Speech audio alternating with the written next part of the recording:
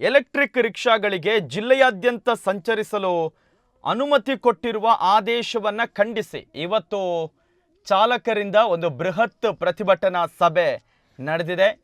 ದಕ್ಷಿಣ ಕನ್ನಡ ಜಿಲ್ಲಾ auto rickshaw ಚಾಲಕರು ಮತ್ತು ಮಾಲಕರ ಸಂಘಗಳ ಒಕ್ಕೂಟ, ಸಮಾನ ಮನಸ್ಕ ಆಟೋ ರಿಕ್ಷಾ ಚಾಲಕ ಮಾಲಕರ ಸಂಘಟನೆಗಳಿಂದ ಇವತ್ತು ದಕ್ಷಿಣ ಕನ್ನಡ ಜಿಲ್ಲಾಧಿಕಾರಿ ಕಚೇರಿ ಚಲೋಗೆ ನಿರ್ಧರಿಸಿ ಮೆರವಣಿಗೆಯನ್ನು ಆರಂಭಿಸಿದ್ರು. ಆದರೆ ಪ್ರತಿಭಟನಾಕಾರರನ್ನ ಕ್ಲಾಕ್ ಟವರ್ ಬಳಿ ಬ್ಯಾರಿಕೇಡನ್ನು ಅಳವಡಿಸಿ ಪೊಲೀಸರು ತಡೆದಿದ್ದಾರೆ.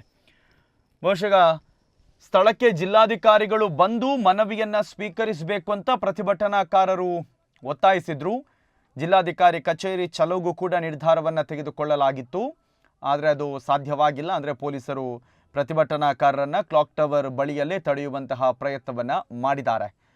ಇನ್ನು ಹಲವಾರು ಸಂಘಟನೆಯ ಪ್ರಮುಖರು ಕೂಡ ಮಾತನಾಡಿದ್ದಾರೆ ಈ ಒಂದು ಪ್ರತಿಭಟನಾ ರ್ಯಾಲಿಯಲ್ಲಿ. ಈಗಿನ ಏನು ನಿರ್ಧಾರ ಇದೆ ಅದನ್ನು ಜಿಲ್ಲಾಧಿಕಾರಿಗಳು ಹಿಂಪಡೆಯದೇ ಹೋದರೆ ಮತ್ತಷ್ಟು ದೊಡ್ಡ ಮಟ್ಟದ ಹೋರಾಟದ ಎಚ್ಚರಿಕೆಯನ್ನು ಕೂಡ ಕೊಟ್ಟಿದ್ದಾರೆ. ಅಂದರೆ ಈಗ ರಿಕ್ಷಾ ಚಾಲಕರು ಹೇಳ್ತಾ ಇರುವಂಥದ್ದು, 9,000 ರಿಕ್ಷಾ ಚಾಲಕರು ನಮ್ಮಲ್ಲಿ ಬಾಡಿಗೆಗಾಗಿ ಪರಿತಪಿಸ್ತಾ ಇದ್ದಾರೆ. ಸದ್ಯಕ್ಕೆ ಇರುವಂಥದ್ದು 115 ಅಧಿಕೃತ ಪಾರ್ಕ್ಗಳು. 9,000 ರಿಕ್ಷಾಗಳಿದೆ, 115 ಅಧಿಕೃತ ಪಾರ್ಕ್ಗಳಿದೆ. ಈಗ ಇರುವ ರಿಕ್ಷಾಗಳಿಗೇನೆ ಪಾರ್ಕಿನಲ್ಲಿ ಜಾಗ ಇಲ್ಲ.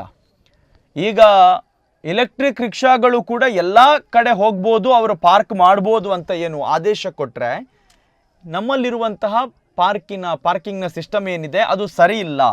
ಏನು ಮಾಡಬೇಕು? ಈಗ ಇರುವ ಆಟೋ ಚಾಲಕರೇ ಸಮಸ್ಯೆಯನ್ನು ಎದುರಿಸ್ತಾ ಇದ್ದಾರೆ ಅನ್ನುವಂತಹ ನಿಟ್ಟಿನಲ್ಲಿ ಸಂಘಟನೆಯ ಪ್ರಮುಖರು ತಮ್ಮ ಭಾಷಣದಲ್ಲಿ ಆಕ್ರೋಶವನ್ನು ವ್ಯಕ್ತಪಡಿಸಿದ್ದಾರೆ. ರಿಕ್ಷಾ ಚಾಲಕ ಮಾಲಕರ ಒಕ್ಕೂಟಕ್ಕೆ, ಪಾಲಿಕೆ ದೊಂದುವ ನೀತಿಗೆ,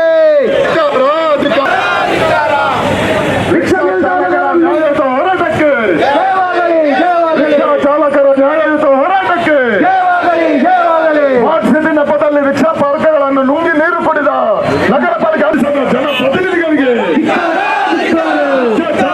ಬೀದಿಗೆ ತಂದ ಜನಪ್ರತಿನಿಧಿಗಳಿಗೆ, ರಿಕ್ಷಾ ಚಾಲಕರನ್ನು ಬೀದಿಗೆ ತಂದ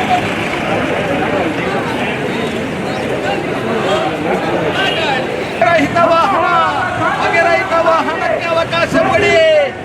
ರಹಿತ ವಾಹನ, ಸೈಲೆನ್ಸರ್ ಇಲ್ಲದ ವಾಹನ ಹಾಗೂ ನಮ್ಮ ಪರವಾನಿಗೆಗಳನ್ನು, ಮಂಗಳೂರು ತಾಲೂಕು ಪರವಾನಿಗೆಗಳನ್ನು, ಆಟೋ ರಿಕ್ಷಾ ಚಾಲಕರ ಪರವಾನಿಗೆಗಳನ್ನು ಈ ಸೈಕಲ್ ಟ್ಯಾಕ್ಸಿಗೆ ಜಂಪ್ ಮಾಡಿಕೊಡಿ.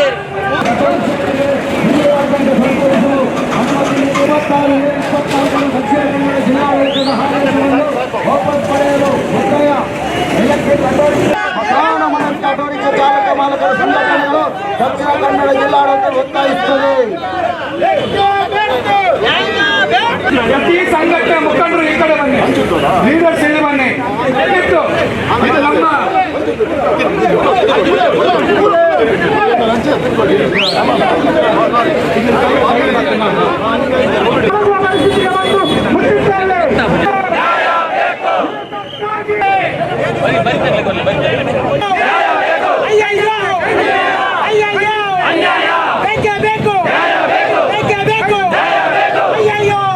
ಏಳರ ಸಾರ ರಿಕ್ಷಾ ಚಾಲಕರೇ ಅನ್ಯಾಯ ಮಲ್ತಿನ ಜಿಲ್ಲಾಡಳಿತ ಆದಪ್ಪು, ಕೇಂದ್ರ ಸರ್ಕಾರ ಆದಪ್ಪು.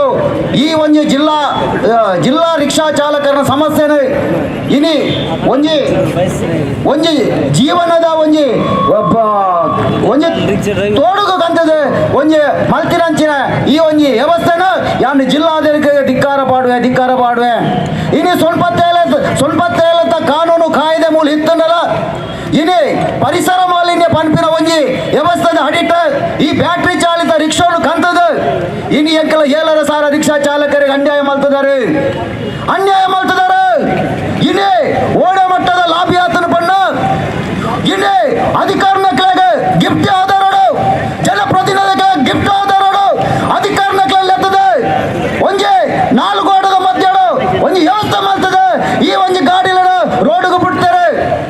ಇನ್ನು ರಿಕ್ಷಾ ಚಾಲಕರ ಸ್ವಲ್ಪ 7 ಸಾರ ರಿಕ್ಷಾ ಚಾಲಕರೇ ಅಕಲ ಜೀವನದ ಪ್ರಶ್ನೆಗೆ, ಇನ್ನೇ ಅಕಲ ಜೀವನದ ಒಂದು ಸವಾಸನಗೋ ಇನ್ನು ಈ ಜಿಲ್ಲಾಡಳಿತ ನಾಂದಿ ಪಾಡ್ದನ್ ಬಣ್ಣನ ನೆಕ್ಕಿಯಾನ ಧಿಕ್ಕಾರ ಕೂಗುವೆ.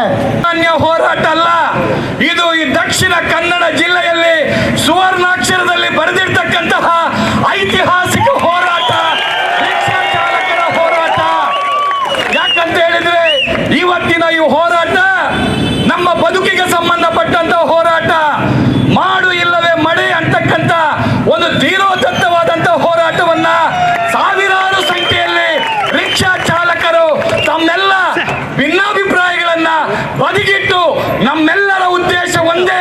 ಇವತ್ತು ಏನು ಜಿಲ್ಲಾಧಿಕಾರಿಗಳು ಏಕಪಕ್ಷೀಯವಾಗಿ ಎಲೆಕ್ಟ್ರಿಕ್ ಗಾಡಿಗಳ ಬಗ್ಗೆ ಒಂದು ತೀರ್ಮಾನವನ್ನು ಮಾಡಿದ್ದಾರೆ, ಆದೇಶವನ್ನು ಹೊರಡಿಸ್ತಾರೆ, ಅದೇ ರೀತಿ ಅವರು ವಾಪಸ್ ಪಡೆಯಬೇಕು. ವಾಪಸ್ ಪಡೆಯದಿದ್ದಲ್ಲಿ ನಾವು ಇವತ್ತಿನ ಹೋರಾಟ ಎಚ್ಚರಿಕೆಯ ಕರೆಗಂಟೆ. ಜಿಲ್ಲಾಧಿಕಾರಿಗಳೇ ಆಗ್ಲಿ, ಜಿಲ್ಲಾಡಳಿತಕ್ಕಾಗ್ಲಿ ಇದು ಎಚ್ಚರಿಕೆಯ ಕರೆಗಂಟೆ. ನೀವು ವಾಪಸ್ ಪಡೆಯಬೇಕು. ಯಾಕಂತ ಹೇಳಿದ್ರೆ ಈ ವಾಪಸ್ ಪಡೆಯದಿದ್ರೆ ಈ ಜಿಲ್ಲೆಯ ಸಾವಿರಾರು ಸಂಖ್ಯೆಯ ಆಟೋ ರಿಕ್ಷಾ ಚಾಲಕರ ಬದುಕಿಗೆ ನೀವು ಕೊಳ್ಳಿಡ್ತಾ ಇದ್ದೀರಾ, ಅವರ ಬದುಕನ್ನು ನೀವು ನಾಶ ಮಾಡ್ತಾ ಇದ್ದೀರಾ. ಇದು ತಿಳ್ಕೊಳ್ಳಿ ಜಿಲ್ಲಾಧಿಕಾರಿ ಅವರೇ. ಆದ್ರಿಂದ ಇವತ್ತು ನಾವು ಒಂದು ಶಿಸ್ತುಬದ್ಧವಾದಂತ ಆಟೋ ರಿಕ್ಷಾ ಚಾಲಕರು ಏನು ಎಂಬುದನ್ನ ಇವತ್ತು ಈ ಜಿಲ್ಲೆಯ ಜನತೆಗೆ ನಾವು ತೋರಿಸಿಕೊಟ್ಟಿದ್ದೇವೆ. ಪೊಲೀಸರು ಬೇಕಾಗಿರಲಿಲ್ಲ ಇವತ್ತು ನಮಗೆ, ಯಾಕಂದ್ರೆ ನಾವು ಅಷ್ಟೇ ಶಿಸ್ತಿನಿಂದ ಜ್ಯೋತಿ ಜಂಕ್ಷನ್ ನಿಂದ ಇಲ್ಲಿವರೆಗೂ ನಾವು ಮೆರವಣಿಗೆಯನ್ನ ಮಾಡಿ ನಮ್ಮ ಐಕ್ಯತೆಯನ್ನ ಪ್ರದರ್ಶನ ಮಾಡಿದ್ದೇವೆ, ನಮ್ಮ ಶಿಸ್ತನ್ನ ಪ್ರದರ್ಶನ ಮಾಡಿದ್ದೇವೆ. ನಿಮ್ಗೆಲ್ಲ ಮೂಗು ತೋರಿಸ್ತಿದ್ದೀರಿ, ಏನು ಮೂಗು ಮುರಿತಿದ್ದೀರಿ ರಿಕ್ಷಾ ಚಾಲಕರು ಅಂದ್ರೆ, ರಿಕ್ಷಾ ಚಾಲಕರು ಏನು ಅಂತ ನಾವು ತೋರಿಸಿ ಕೊಟ್ಟಿದ್ದೇವೆ.